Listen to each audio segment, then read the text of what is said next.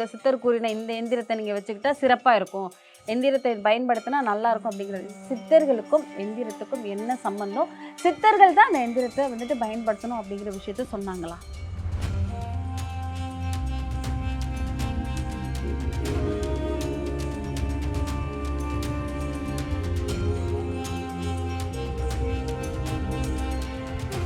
சத்ரு சம்ஹார யந்திரம்னு ஒரு யந்திரம் அகத்தியர் தன்னுடைய கைப்பட எழுதி அந்த கோவில்ல பிரதிஷ்டை பண்ணிருக்கு.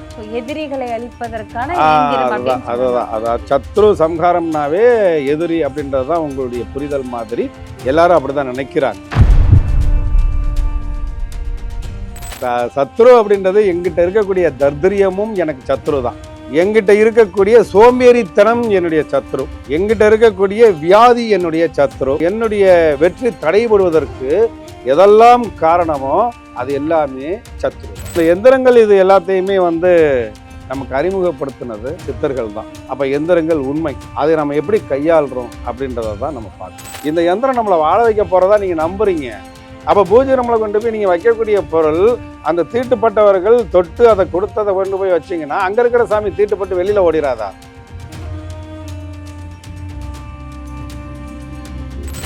இந்த ராஜமாதங்கி அம்மனுடைய எந்திரத்தை எழுதும் பொழுது உச்சிஷ்ட சாமுண்டி மாதிரி அல்லது உச்சிஷ்ட கணபதி மாதிரியான தெய்வங்களுக்கு பூஜை செய்துவிட்டு அந்த பூஜையில் வைக்கக்கூடிய பிரசாதங்களை அள்ளி வாயில் போட்டு மென்று கொண்டு எதிரில் யாரிடமாவது கதையை பேசிக்கொண்டு எந்திரம் எழுத வேண்டும். நாம் என்ன எந்திரம் எழுதியிருக்கோம்?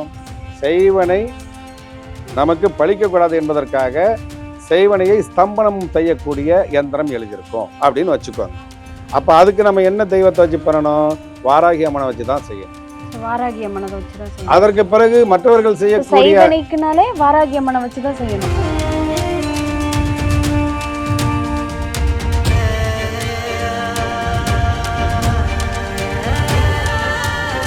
எந்திரத்தைனா எத்தனை வருஷத்துக்கு? மீன் 1 வருஷம் வச்சிருக்கலாம், 6 மாசம் வச்சிருக்கலாம், 3 மாசம் வச்சிருக்கலாம், அந்த மாதிரி காலம் இருக்கா? இத்தனை நாள் தான் வச்சிருக்கணும் அப்படிங்கிறதுக்கு காலம் இருக்கா? இல்ல இந்த எந்திரத்தை நீங்க காலத்துக்கும் யூஸ் பண்ணலாம் அப்படின்னு ஏதாவது இருக்கா சார்?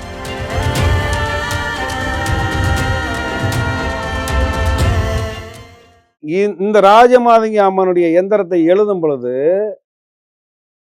உச்சிஷ்ட சாமுண்டி மாதிரி அல்லது உச்சிஷ்ட கணபதி மாதிரியான தெய்வங்களுக்கு பூஜை செய்துவிட்டு அந்த பூஜையில் வைக்கக்கூடிய பிரசாதங்களை அள்ளி வாயில் போட்டு மென்று கொண்டு எதிரில் யாரிடமாவது கதையை பேசிக்கொண்டு எந்திரம் எழுத வேண்டும். பேசிக்கிட்டே எழுதணும்.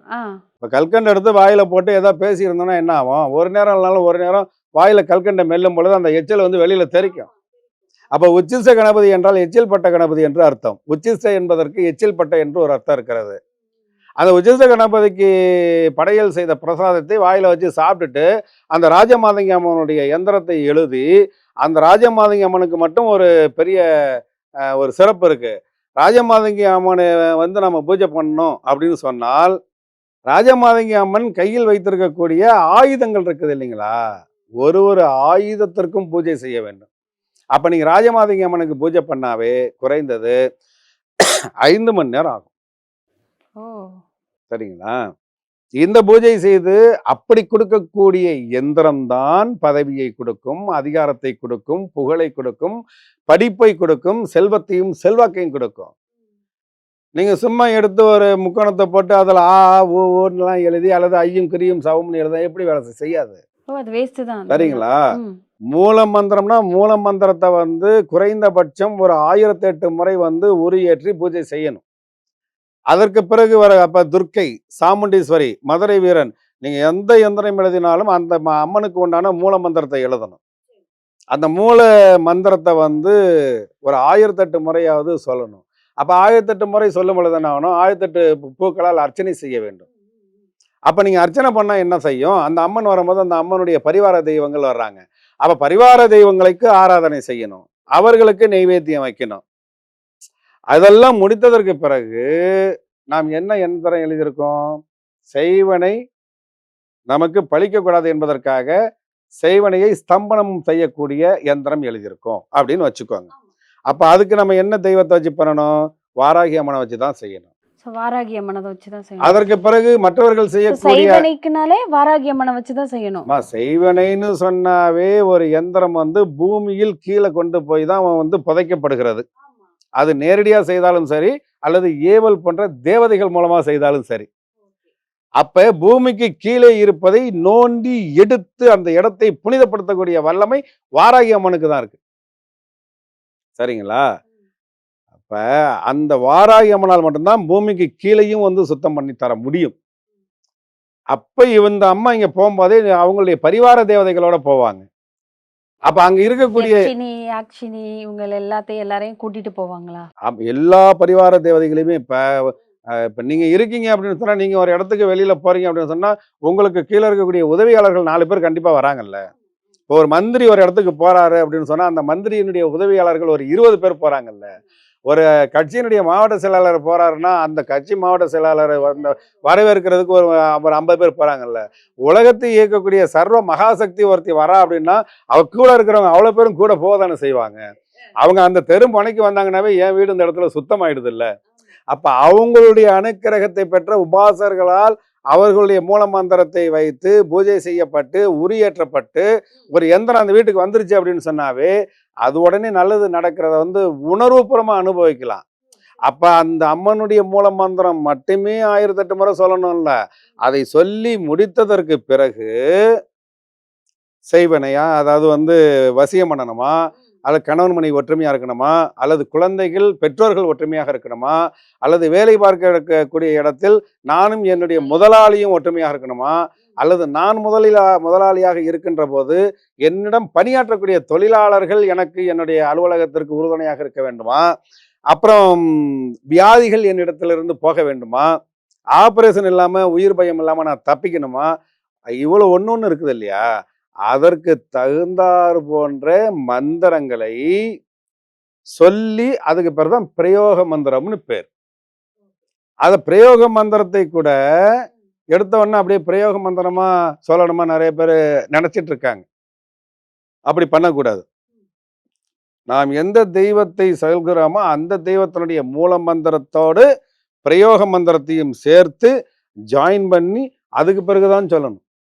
இப்படி சொல்லும் பொழுது குறைந்தது ஒரு 10,008 முறையாவது அதற்கு வந்து உயிரூட்டி அதை வந்து நம்ம வந்து அதற்குண்டான நெய்வேத்தியம்லாம் கொடுத்து இதை பண்ணும் பொழுது தான் அதை வாங்கி கொண்டு போய் வீட்டில் வச்சா வைப்ரேஷன் இருக்கும், வேலை செய்யும். அப்படி இல்லைன்னா நிறைய எந்திரத்து மேல் எந்திரம் வாங்கி வாங்கி வாங்கி வாங்கி நான் பழனிக்கு போனேங்க, அந்த கடையில் வித்துச்சு, கோயம்புத்தூர் மருதமலை போனேன், இந்த கடையில் வித்துச்சு, நாம் வந்து வாங்கி வீட்டில் வச்சா ஆனால் எதுவுமே நடக்கலை. இப்படிப்பட்ட முறைகள் நிறைய இருக்கும். ஆனால் எதையும் முறைப்படி செய்ய வேண்டும். அப்படி செய்தால் அதற்குண்டான பலன் கண்டிப்பாக இருக்கும். அப்படின்றத சித்தர்கள் சொல்லி அதை புரிந்தவர்களுக்கு மட்டும் புரியட்டுன்றதுக்காக தான் சில சூட்சுமங்களும் அதில் எழுதி வச்சிருக்கிறாங்க. அதன்படி செய்யும் பொழுது அதற்கு கண்டிப்பாக பலன் கிடைத்தே தீரும். எந்திரத்தை எப்படி யூஸ் பண்ணலாம் அப்படிங்கிறத நம்ம சொல்லிட்டோம். ஒரு எந்திரம் வாங்குறோம் சார். இப்போ நான் ஒரு எந்திரம் வாங்குறேன்னே வச்சுக்கோங்க. எனக்கு சில பிரச்சனைகள் இருக்கு. அதுக்கான எந்திரம் வாங்குறேன். இந்த சித்தர் சொன்ன மாதிரி எனக்கு தெரிஞ்ச ஜோதிடர்கிட்ட என்னென்ன பண்ணணும் அப்படின்னு சொல்லிட்டு அந்த எந்திரத்தை நான் வாங்கி வச்சுக்கிறேன். அந்த எந்திரத்தை நான் எத்தனை வருஷத்துக்கு 1 வருஷம் வச்சிருக்கலாம், 6 மாசம் வச்சிருக்கலாம், 3 மாசம் வச்சிருக்கலாம். அந்த மாதிரி காலம் இருக்கா? இத்தனை நாள் தான் வச்சிருக்கணும் அப்படிங்கிறதுக்கு காலம் இருக்கா? இல்ல இந்த எந்திரத்தை நீங்க காலத்துக்கும் யூஸ் பண்ணலாம் அப்படின்னு ஏதாவது இருக்கா சார்? இப்போ கோவில்களில் வந்து கும்பாபிஷேகம் பண்றோம் இல்லைங்களா.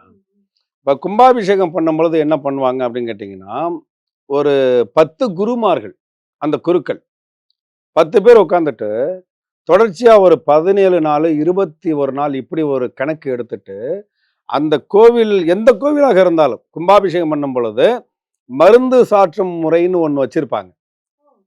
அந்த கோவில் அந்த சிலையை வைக்கும் பொழுது அந்த சிலைக்கு கீழே ஒரு யந்திரம் வச்சு அந்த யந்திரத்துக்கு மேலே மருந்து சாட்டுதல்னு ஒன்று வைப்பாங்க. அதுதான் வந்து அதை வந்து கிரிப்பாக வந்து பிடிச்சி நிற்கும். அந்த சிலைக்கு பீடத்திற்கு கீழே எந்த எந்திரத்தை வைக்க போகிறார்களோ அந்த எந்திரத்தை ஒரு 10 குருமார்கள் உட்கார்ந்துட்டு அதை ஹோமம் பண்ணி குறைந்தபட்சம் ஒரு குருமார் 10,08 முறை நம்ம எந்த கோவிலுக்கு என்ன எந்திரம் வைக்க போறோமோ அந்த எந்திரத்துக்கு உண்டான மூல மந்திரம், பிரயோக மந்திரம், ஆவாகன மந்திரம் இது எல்லாத்தையும் 10,08 முறை உரியேற்றுவாங்க. இப்ப 10,08,000 இன்ட்டு அவங்க உட்கார்ந்திருக்கிறது 11 பேரு, 17 பேர் இப்படிதான் உட்காருவாங்க. அப்ப 10 பேர் உட்கார்ந்தாங்கன்னா எவ்வளவு ஆச்சு? 1,00,000 தாண்டுது. அப்ப இந்த 1,00,000க்கு மேற்பட்டு அந்த எந்திரத்துக்கு உண்டான மந்திரங்களை ஆவாகனம் செய்து, மூலமந்திரம் செய்து பிரயோகம் பண்ணும் பொழுது, அந்த லட்சத்திற்கு மேற்பட்ட ஜப உரு ஏற்றி அந்த எந்திரம் வேலை செய்யும் பொழுது, குறைந்தது 12 ஆண்டுகள் அதுக்கு பவர் இருக்கும். 12 வருஷத்துக்கு இருக்கும். அதனால தான் கோவில 12 ஆண்டுகளுக்கு ஒரு முறை கும்பாபிஷேகம் பண்ணுவாங்க. அப்ப 12 வருஷம் ஆயிடுச்சு. இப்ப இதுக்கு பிறகு இந்த எந்திரம் வேலை செய்யாதுப்பா. எடுத்து அத மறுபடியும் பூஜை பண்ணணும். அத சொல்லாமல் சொல்றது தான் இந்த கும்பாபிஷேகம். அந்த மாதிரி இல்லாமல் 1,08,008 முறை பண்ணோம் அப்படின்னு சொன்னா தனிநபர்களுக்கு. கோயிலுக்கு எதுக்குங்க 10,00,000க்கு மேற்பட்டு தான் நம்ம வந்து பண்றோம் அப்படின்னு சொன்னா 12 வருஷத்துக்கு வருது.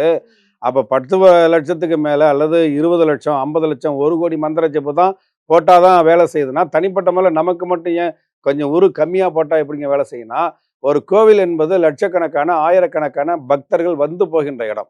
அவர்களுடைய மன குமுறலை வந்து கொட்டக்கூடிய இடம். அவ்வளத வந்து தாங்கி அவங்களுக்கு வந்து அருள் பாலிக்கிறதுக்கு இந்த எந்திரத்துக்கு லட்சக்கணக்கான, கோடிக்கணக்கான ஜெப உருக்கள் தேவை. ஒரு தனி நபர் தான் அப்படிங்கும்போது குறைந்தபட்சம் 1,08,008 முறை சொன்னாலே போதும்.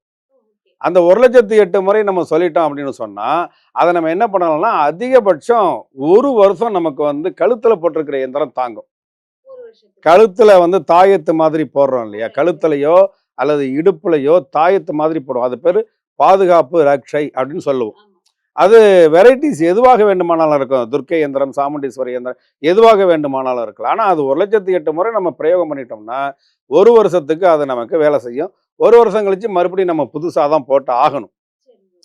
அதை நம்ம போட்டோம், நமக்கு எல்லாமே நல்லதா நடந்துச்சு, நிறைய அதுல வந்து நன்மை நமக்கு இருக்கு அப்படின்னா 1,08,008 ட்ரிப்பு அது 1 வருஷம் கழிச்சு மறுபடியும் அதை பவர் பண்ணி போடுறதுல தப்பு இல்லை. சரிங்களா? உங்களுக்கு வேலை செய்யலைன்னா தான் நிறைய வாங்கி வாங்கி அடுக்குவீங்க. நீங்க அடுக்கிறதுல அர்த்தம் இல்லை, தூக்கி வீசிடுங்க. வேலை செய்யறத அதை வந்து மறுபடியும் பவர் பண்ணிக்கோங்க. சரி, இப்போ வீட்டில் பூஜை அறையில் அல்லது வணிக நிறுவனங்கள்ல, கல்வி கூடங்கள்ல ஒரு எந்திரம் வைக்கிறோன்னா அது குறைந்தது 5 வருடங்கள் தாங்கும். 5 வருஷம் தாங்கும். ஏன்னா அதனுடைய எந்திரத்தினுடைய தன்மையும் அதுக்கு உண்டான மந்திரமும் மூல மந்திரமும் செயல்பாடுகளும் வேற. அதனால அது வந்து ஒரு 5 வருடங்களுக்கு தாங்கும். அப்போ 5 வருஷத்துக்கு பிறகு அதை பண்ணிக்கலாம். செய்வனை சூனிய கோளாறுகள் காரணமாகவோ அல்லது வேறு காரணமாகவோ என்னால் வீடு கட்டவே முடியல, இல்லை கட்டின வீட்டில் என்னால் நிம்மதியாக வாழ முடியல, அதை மாதிரி இருக்கிறவங்களுக்கு என்ன அப்படின்னு கேட்டிங்கன்னா, ஒரு முறை பூமியில் புதைத்தால் அடுத்து நீங்க எப்ப வீடு கட்ட போறீங்களோ அப்ப அதை எடுத்துட்டு வேற கட்டிக்கிட்டா போதும். அது 20 வருடமா இருக்கட்டும், 50 வருடமா இருக்கட்டும், பூமியில் புதைக்கக்கூடிய, வீட்டில் புதைக்கக்கூடிய எந்திரங்கள். ஏன்னா வந்து இடம் வாங்கக்கூடாத இடத்துல போய் இடத்த வாங்கிட்டேன், இல்லை எங்க வீட்டில் வந்து ஷேர் பிரித்து கொடுத்தாங்க, அவன் எனக்கு பிரித்து கொடுக்கும்போது என்ன நடந்துச்சே தெரில, ஒரு நாள் கூட என் வீட்டில் நிம்மதியாக இல்லை, மாசத்துல 30 நாள்னா 15 நாள் போராட்டமாக தான் வாழ்கிறோம் அப்படின்றவங்களுக்கு அஷ்டபந்தனம்னு சொல்லிட்டு ஒரு எந்திரம் ஒன்று இருக்கும். வீட்டை சுற்றி 8 இடங்கள்ல புதைக்கிறது. இதெல்லாம் 50 வருஷம் 100 வருஷம் ஆனாலும் அது புதைச்சது தான். அந்த புதைச்சதை தாண்டி அந்த வீட்டு உள்ள செய்வனை சூனியம், இந்த தீய சக்திகளுடைய இதெல்லாம் வந்து வராது. கிரகதோஷம் இருக்குமா, அது இருக்க தான் செய்யும். அதுல எந்த மாற்றமும் கிடையாது. அது என்னங்க, நாங்கள் இவ்வளோ தூரம் வீட்டிலலாம் இந்த எந்திரத்தை புதைக்கிறோம், எப்படிங்க கிரகதோஷம் இருக்கும்? ஆஞ்சநேயர் கோயிலில் 50 வருஷமா பூஜை பண்ணுற ஐயருக்கே கிரகதோஷம் வரும்போது பொண்டாட்டி அவர்கிட்ட சொல்ல தகராறு பண்ணுறதும், குழந்தைகள் சொல்லு பேச்சு கேட்காம போகிறதும் அது கிரக ரீதியாக இருக்கிறது தானே. அதுக்கெல்லாம் கிரக சாந்தி பண்ணி அதுக்குண்டான கோவில்களுக்கு போனாவே போதுமானது. வீட்டில் தரையில் புதைக்கக்கூடிய எந்திரங்கள், கீழே பூமியில் புதைக்கக்கூடிய எந்திரங்கள், அஷ்டபந்தன எந்திரங்கள், இதெல்லாம் 50 ஆண்டுகள் ஆனாலும் அதுக்கு பவர் இருக்க தான் செய்யும். இன்னும் நிறைய விஷயங்கள் மக்களுக்கு எடுத்து சொல்லிட்டே இருப்போம். தொடர்ந்து பேசுவோம். நன்றி. நன்றி. வணக்கம்.